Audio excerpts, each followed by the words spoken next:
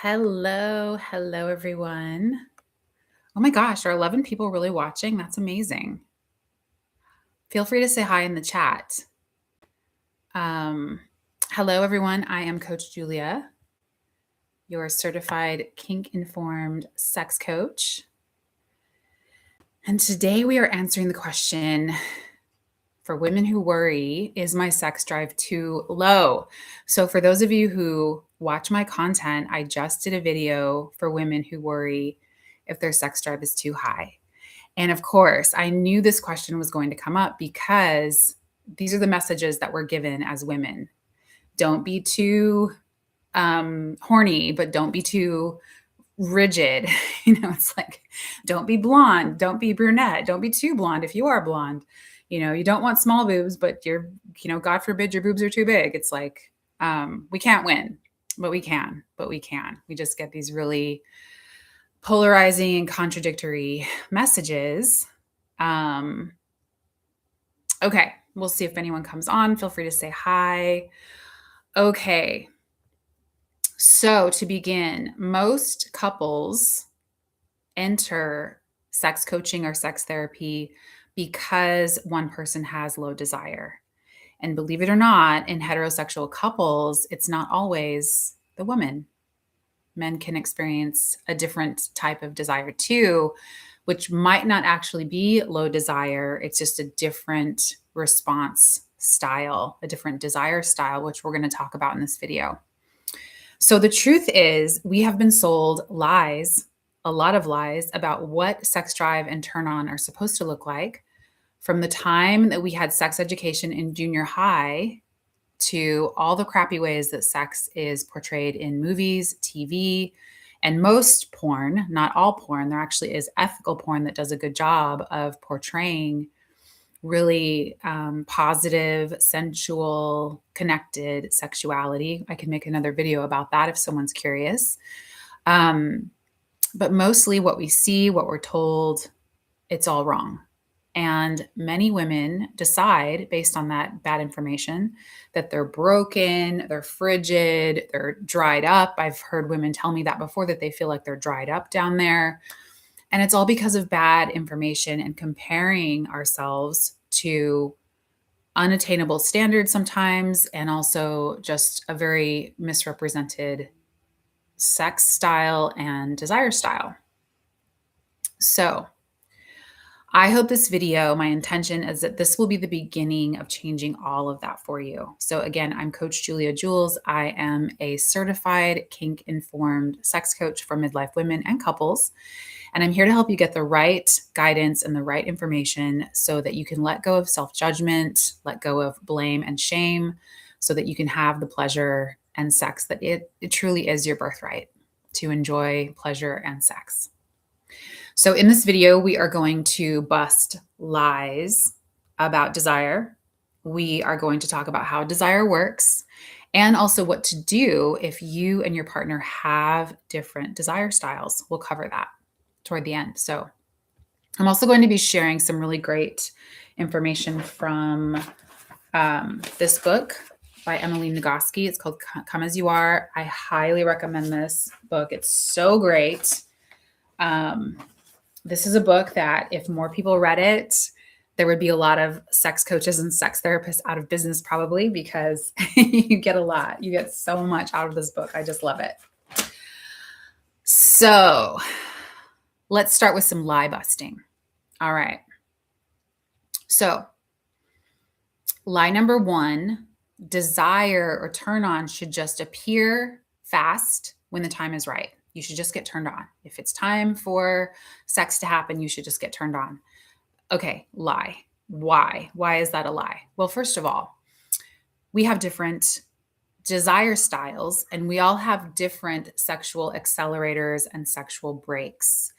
It's called the dual control model, which we'll talk a little bit more about in a little bit. So within that context, considering that we're all built differently, we all have, a totally different history, a religious culture, our religious background, cultural background, the culture of our family around sexuality, all of that can play into what our desire response is. And also just what else is happening in our lives, stress, just having a baby, just going through some type of a loss, whether it's the loss of a family member, the loss of a job, um, maybe even a big move that was a good thing, but it still brings a lot of stress. So that can all play a huge role in your response, how you respond to sexual stimuli. So desire is not always fast, it's not always easy, and that doesn't mean anything is wrong with you. So that's lie number one. Lie number two, if I'm not wet, I'm not really turned on. Lies, lies. Our body can respond in different ways. I mean, I'm sure sometimes you've noticed that you are maybe really wet down there and you're like, why? What is going on? There's no reason for me to want sex right now, but you're wet. Our bodies just do interesting things sometimes. If you're dehydrated, if you've been exercising a lot, certain medications, certain different diets, all of that can change the microbiome of the vagina, and you can be more wet or less wet just because of other things that have nothing to do with your sexual response cycle. Okay, lie number three. If I take too long, I must be broken. So, too long compared to what? Too long compared to who? What does too long even mean? I've talked to so many people that have these ideas about how quickly they should get turned on. This kind of goes with lie number one, but what does too long even mean? And what else is going on within the relationship or within yourself that is maybe causing you to get turned on in a different way? And it's just different. It's not right or wrong. There's a lot to consider there. But rather than making yourself automatically wrong, get curious. So there's no such thing as too long and that you're broken, period. Lie number four, it must be my hormones. So I'm actually going to read something from Emily Nagoski's book here for you. Because this is definitely a myth that I believed. I thought that, hormonal changes, especially as we age, as women, that would play a role in sexual response and desire. And it can. I'm not saying that it doesn't ever. It certainly can, but it's not the only thing. So this is what Emily Nagoski says in her book. Good news, it's probably not your hormones. If you're experiencing pain with sex, talk to a medical provider. Absolutely. There may be hormonal issues involved, along with a variety of neurological and physiological factors. But if you're experiencing low desire, hormones are the least likely culprits. Lori Brotto and her colleagues tested 6 hormonal factors to determine which predicted more or less dysfunction in women with low desire. And not one of them was significantly predictive of low desire. So if it's not your hormones, what is it? According to Brotto, developmental history, psychiatric history, and psychosexual history, in other words, stress, depression, anxiety, trauma, attachment, all of these things can play into desire, what feels like low desire. And it's natural because, we live in a world and a time where there's a chemical fix for everything. There's a pill that we can take for everything, and that can feel easier. And there's nothing wrong with that. That's a completely natural human response. But is it going to serve you in the long run to categorize what feels like low desire as simply a hormonal issue? When there's more, there's such rich nuance that you can explore to get to know yourself and really have a much better pleasure and sex life than you currently might think is available. So, not always hormones. In fact, very little of the time it's hormones. Okay. So, let's talk about spontaneous and responsive desire. These are the main 2 types of desire. And how they are different. So spontaneous is characterized by someone, or characterized as someone who gets turned on fairly quickly. You see a sexy person, there's a certain kind of context, rubbing against your partner's skin first thing in the morning. The sheets feel really good and warm. Um, certain, really sensual food, a certain scent, and this, you can get turned on very easily by a lot of different things. But it's more like the quickness that someone is ready to engage in sex is spontaneous. Responsive, on the other hand, is like a slow burn. It's like preheating the oven. You have to kind of slowly turn things on. There have to be different cues. There has to be the right context. And then someone with responsive desire will be turned on and ready for sexual activity. Both are great, both are normal, and both can be very context dependent. Context is everything. You'll probably hear me say that a lot in this video. It's like, I have good news and bad news, and I'll tell you the bad news first. There isn't a one size fits all, one answer for the troubles that you might be having in your sex life. The good news is there isn't a one size fits all, one answer kind of thing for whatever you might be experiencing. And why I think that's great news.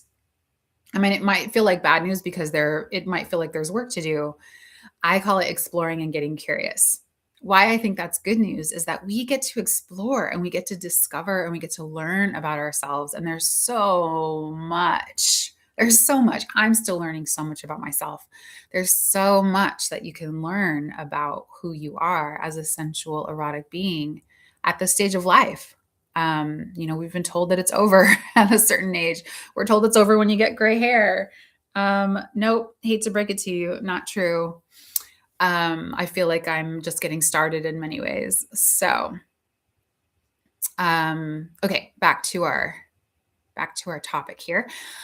Okay, the next thing that we're going to talk about is sexual breaks and sexual accelerators when it comes to sex and turn on. So your brain has a sexual accelerator that responds to sex-related stimuli. So this is anything that you have learned to associate with arousal. So it can be certain places, certain people, certain songs. I'm sure that you've heard, like maybe the song that was played at your wedding, or the song when you first fell in love, and it takes you back to that place. Certain scents, anything that you can imagine can be an accelerator if it is somehow tied to a positive sexual experience. So that's your accelerator. Your brain also has brakes that respond to anything that your brain interprets as a good reason not to be turned on right now. So this could be, maybe someone that you're attracted to and you shouldn't be attracted to them. And so that you're pumping the brakes on that. Or it could be the fear of getting pregnant, the fear of an STI. Those can be brakes. But also stress can be a big break. Feeling shame. Maybe there's certain stories that are still playing out in your mind about the sex that you should or shouldn't be having. And that is causing you to hit your sexual brakes. Some people have more sensitive brakes.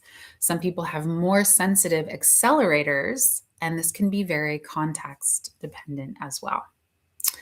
So there's a lot of nuance. And just because you might have a very sensitive accelerator in certain circumstances doesn't mean that you're always going to. And just because you have very sensitive brakes in certain circumstances doesn't mean that you're always going to. Sometimes, and this might be a bit of a sensitive thing to hear, but sometimes your body's intelligence is pumping the brakes because perhaps that the person that you're in relationship maybe, I don't want to go as far as to say that automatically assume that they're not the right person for you. I wouldn't go that far.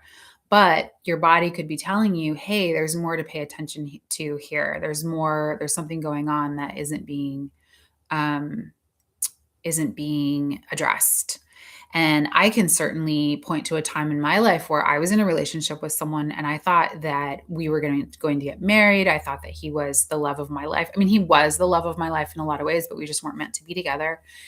And there was a good period of time toward the end of our relationship where I was just pissed off and I wouldn't let myself feel it. And that really got in the way of our relationship. And it was, I felt like there was something going on with me sexually. And yeah, there was, but the reason was I was really angry in the relationship and I wasn't allowing myself to really own that anger. So there was a lot to work through there. But the good news is we can do it. If that sounds like you, there are ways to work through things. There's always a way. There's always a way. And I will say, one thing I always come back to is life is happening for us. Life is happening for me. I mean, even just as I was preparing this today, going over my last notes and kind of putting things together, some things came up for me and I was like, wow, that's incredible. After all this time, um, there's a little more to unearth there. Huh. Like a little tender spot in my heart revealed itself. And it was like, oh, wow. I guess it's time. I guess it was time for that to come up. So yeah, I just come back to, okay, life is happening for me. I see that as a gift, not as I think in the past I would have interpreted that as like, oh, when am I going to be done with this? Why does this stuff keep coming up?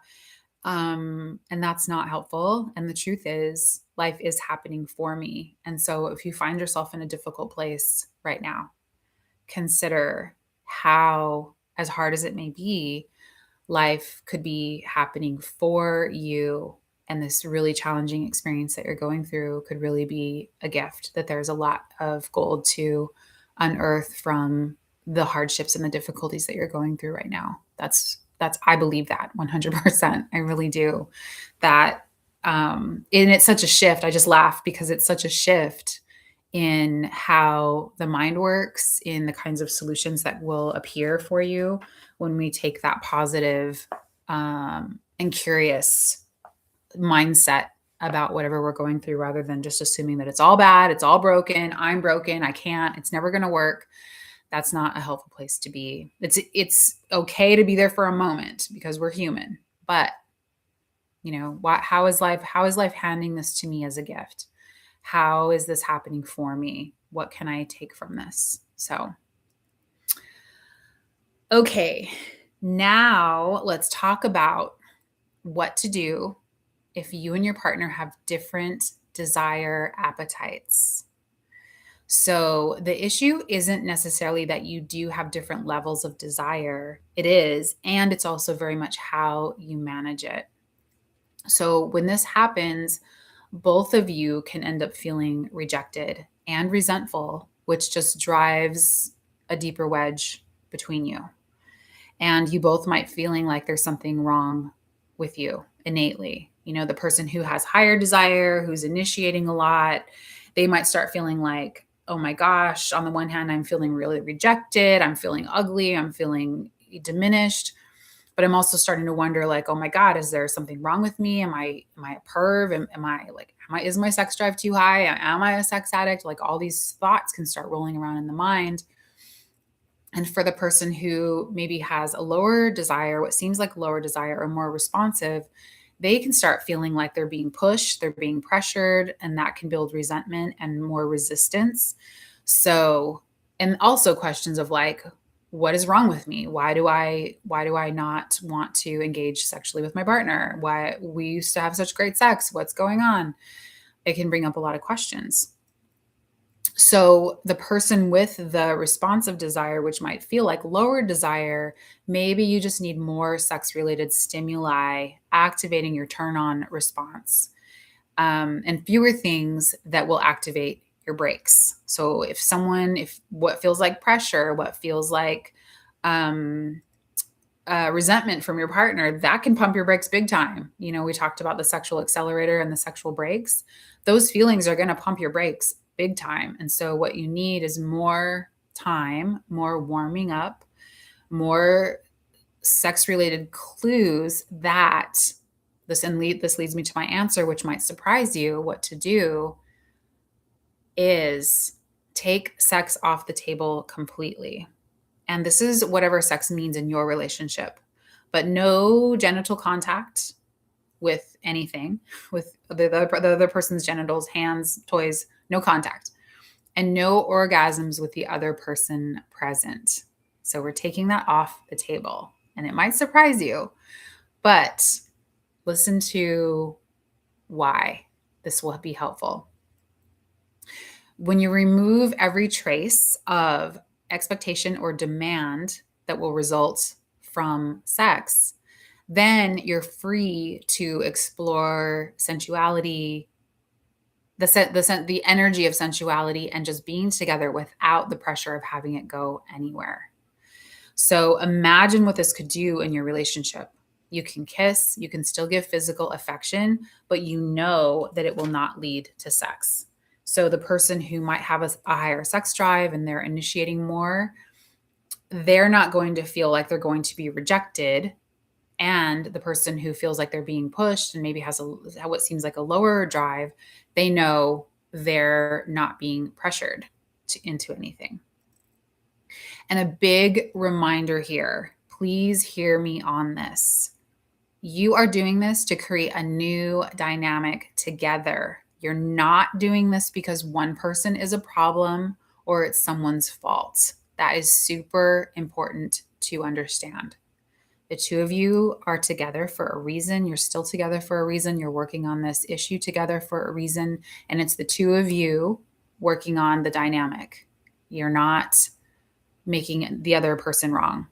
It's an experiment to generate sexual energy and more sensuality between you. You can actually generate that energy and not have to do anything with it. So when you do reintroduce intimacy, do it gently and remember there's nothing wrong with you. I'm going to come back to that. You're not coming from a place of fixing yourself or the other person or making each other wrong. You're taking a bold stand to have intimacy by your own rules as a couple. You are taking a bold stand to have intimacy by your rules as a couple. Remember when we talked about in the beginning about how sex education that we got was just not helpful in a lot of ways, and the way sex is portrayed in movies and most porn, you haven't been set up for success. A lot of us have not. So again, this is igniting new sensuality in your relationship based on love and care for each other and the very unique energy and nuances of eroticism that each of you carry. I'm trying to bring my notes back up here. Why isn't this going? There we go. So you get to decide.